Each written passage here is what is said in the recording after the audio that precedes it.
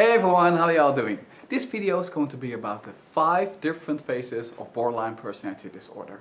With this video I'm trying to help people who has been asking me about how to deal with someone with BPD. And also for people who have BPD to understand more and more what is going on inside of them. And I can't stress this enough, borderline personality disorder is not a multiple personality disorder. But when you're having a conversation with someone who has BPD, it can feel like you're having a conversation with more than one person. Because one minute they are angry and screaming at you, and the next minute they are crying and sad. Well, to give you some more inside information on how it's possible that a person with BPD has so many mood swings within one conversation, I looked up a lot of information, especially from these 2 books.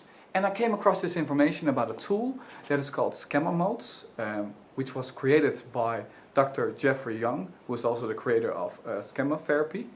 You know, when a person with BPD suffers from a lot of mood swings within a conversation, according to Jeffrey Young, it could be that the person is switching from one mode, one schema mode, to another mode. Now, what are schema modes? Well, you have 5 of them. You have detached protector, abandoned/abused child, angry impulsive child, punitive parent who is in conflict with the child, and you have the healthy adult. Now it could be that a person with BPD within a conversation is switching from the abused child to, for example, the angry child or the punitive parent. And that all happens in like a second, you know? And now I'm going to show you what that looks like in a conversation. I'm going to have a conversation with myself, me being the healthy adult who is not afraid of dealing and showing emotions. And the other person is going to be the other 4 modes or phases, as I call them. Now I'm going to confront him with the fact that his mother is going to leave him tomorrow for a very long time. Well, that part of this conversation is made up, it's not true. But the rest of the conversation is actually my personal story, so I'm also sharing a lot of stuff with you guys. Okay, so your mother, she's leaving tomorrow, isn't she? Yes she is. She finally got that job that she always wanted. How do you feel about it?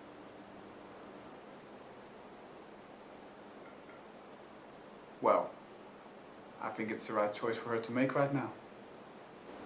Yes, that's all about her, but how do you feel about it? How do you want me to react on that? Am I supposed to cry or something? Okay, meet the protector. In the beginning of the conversation, everything went well. Well, that is what it looked like. But he wasn't answering any of my questions. He was avoiding them. He was talking about something else. He was talking about what it would be like for his mother. But he was not talking about his own emotions.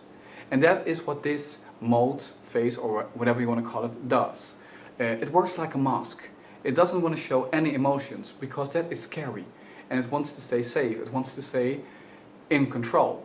He's trying to push you away because you're not allowed to see the abandoned child or the angry child or the punitive parent behind that mask. But he can also become very angry, and he's about to get very angry at me because he wants to push me away.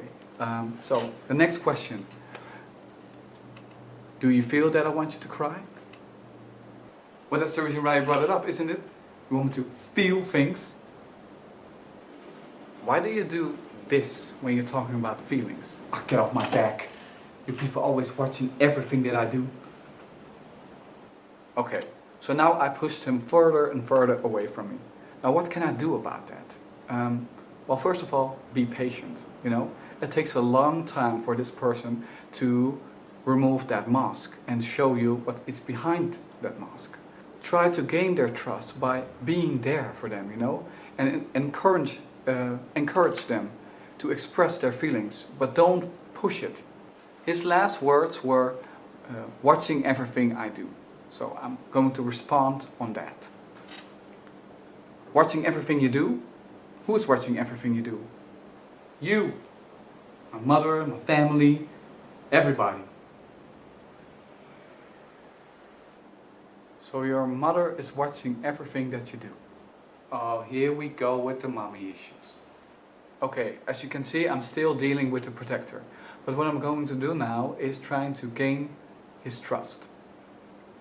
By showing him that I'm listening and I'm trying to understand what he's saying. So, here we go. I'm sorry, but I don't understand what you mean. You're saying that your mother is always watching everything that you do? Yeah, she is. I forgot to pick up her ticket yesterday.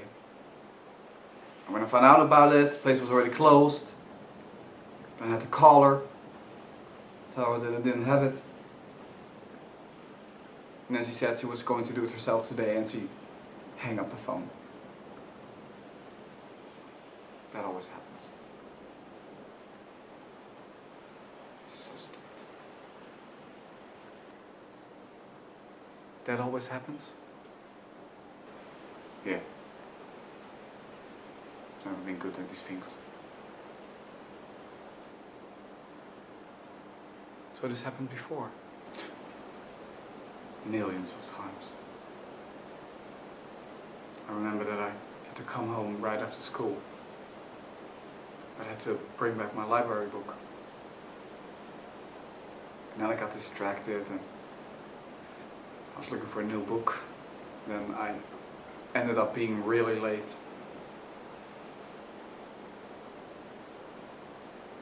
She was just sitting there, like she always was, drinking, waiting for me to come home.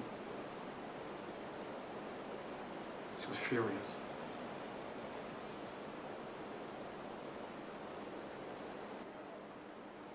Okay. So, as you can see now, he is opening up to me. We're not dealing with the protector anymore, we're dealing with the punitive parent now. This mode is like a little voice inside his head telling him that he's nothing, he's a failure, and he should be punished for the fact that he is expressing himself, because expressing yourself is for pussies. The child inside of him is not allowed to come out.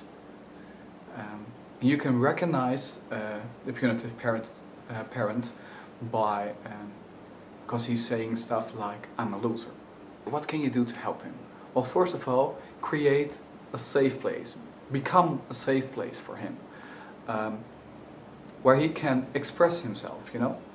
Because when he's finally ready to express himself, to open up, and you are the one who's judging his thoughts and feelings, you'll make him feel like, okay, I'm expressing myself, and that's wrong. My thoughts are wrong, my feelings are wrong, I am wrong, I am a failure, I need to be punished. And he goes straight back into not, because he opened up, you know, he became the child, and you were judging him, it was wrong. So then he's back to the punitive parent again. He closes the door, and it will take him a long time to open up to you again. So my next question will be, what did you say to her?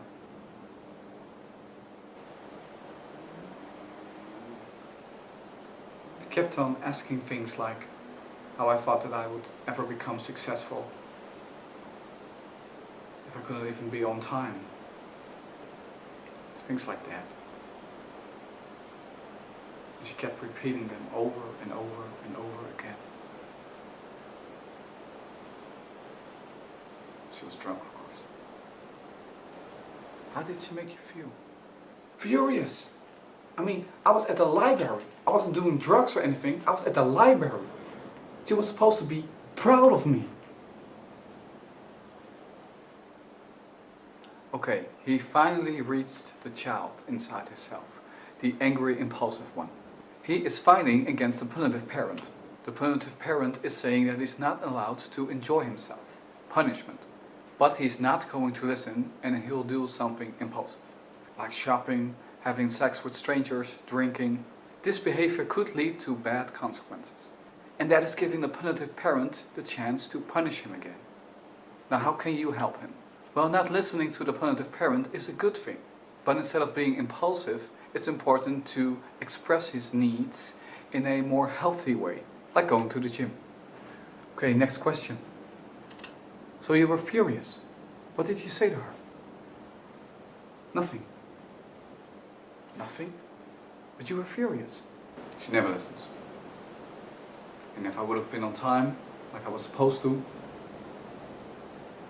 never would have happened.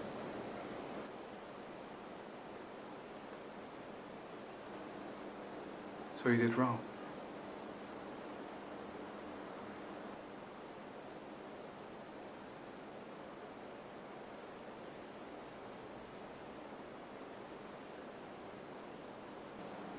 You're furious at yourself. Just like when you forgot to pick up her ticket.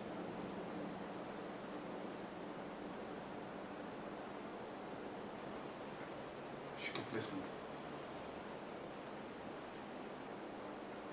So you deserve punishment. I'm not going to talk about my self-harm. Okay. See, I went too far. I'm going to ask him another question. What are you going to say to her when she's about to get on a plane tomorrow?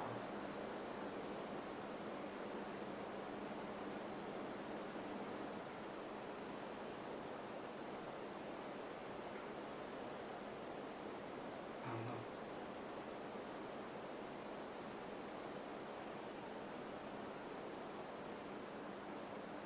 And now finally we have reached the abandoned, abused child.